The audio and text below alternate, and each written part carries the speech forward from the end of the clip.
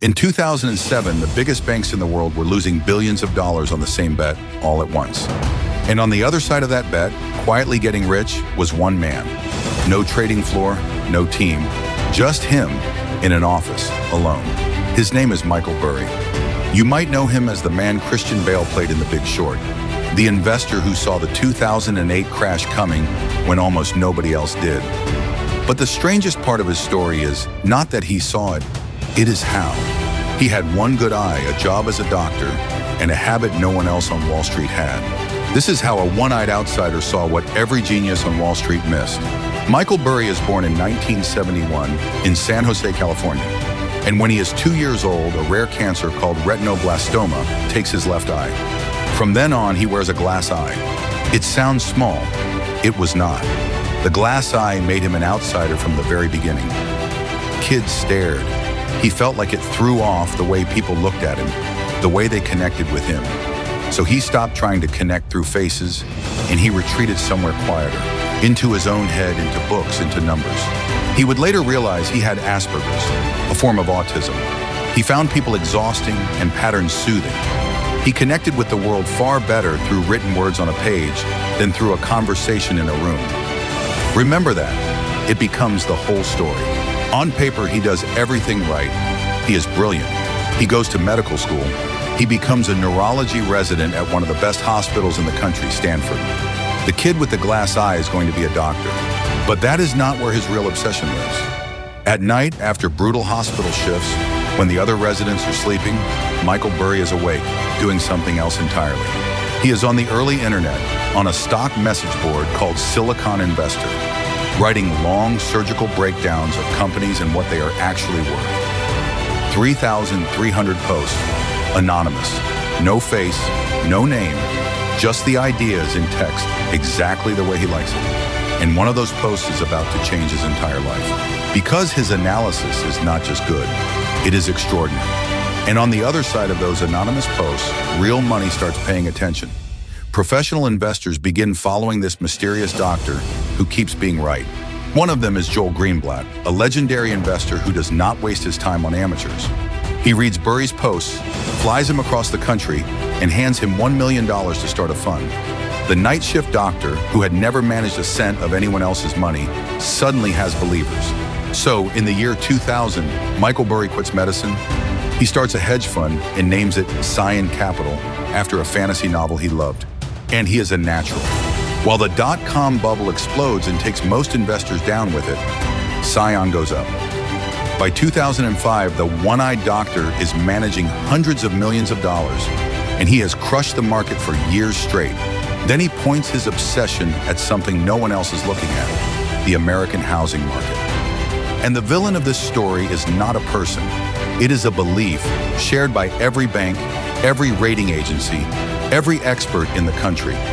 The belief that house prices can only go up, that home loans are safe, that the music never stops. Michael Burry decides to check, and he does the one thing nobody else on Wall Street is willing to do.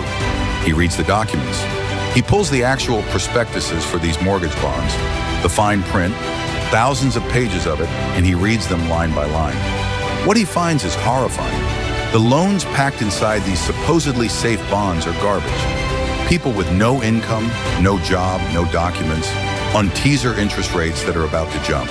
And he can see the exact dates they will jump. He realizes the entire system is a time bomb with a lit fuse, and he is one of the only people on Earth who can see it. There is just one problem. In 2005, there is no way to bet against subprime mortgages. The trade does not exist, so Michael Burry invents it.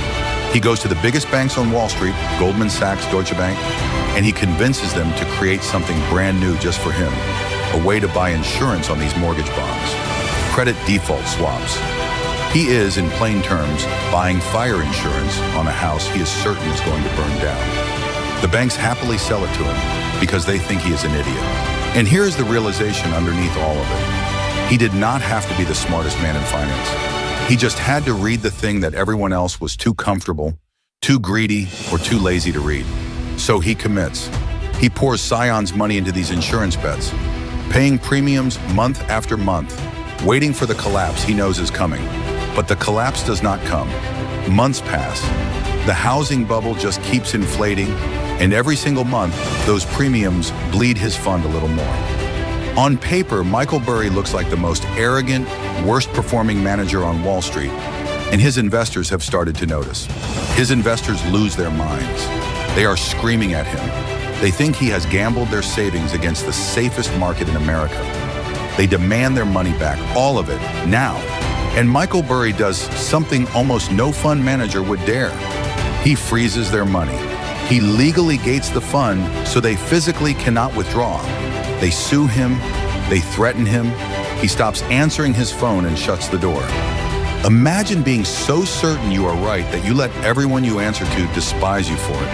And then 2007, the teaser rates reset, right on the schedule he read in those prospectuses years earlier. Homeowners stop paying, the defaults begin, and the subprime bonds, the ones everyone swore were safe, start to die. As the bonds collapse, Burry's insurance bets do the opposite. They explode in value.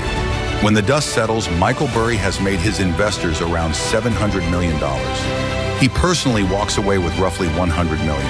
And over its lifetime, his little fund returned 489%, while the market did basically nothing.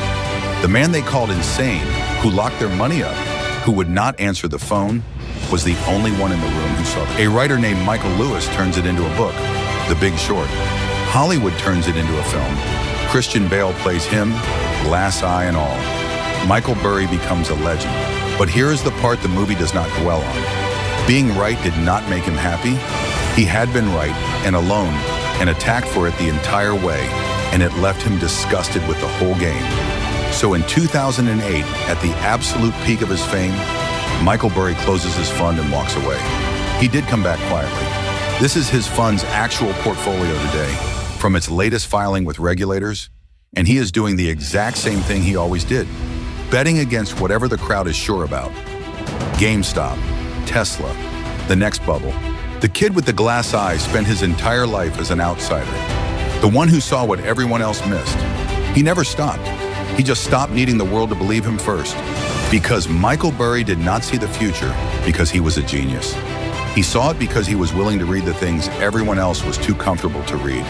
Next time, a man who survived the Nazis as a boy, then grew up to break the Bank of England in a single day and make $1 billion doing it. The George Soros story.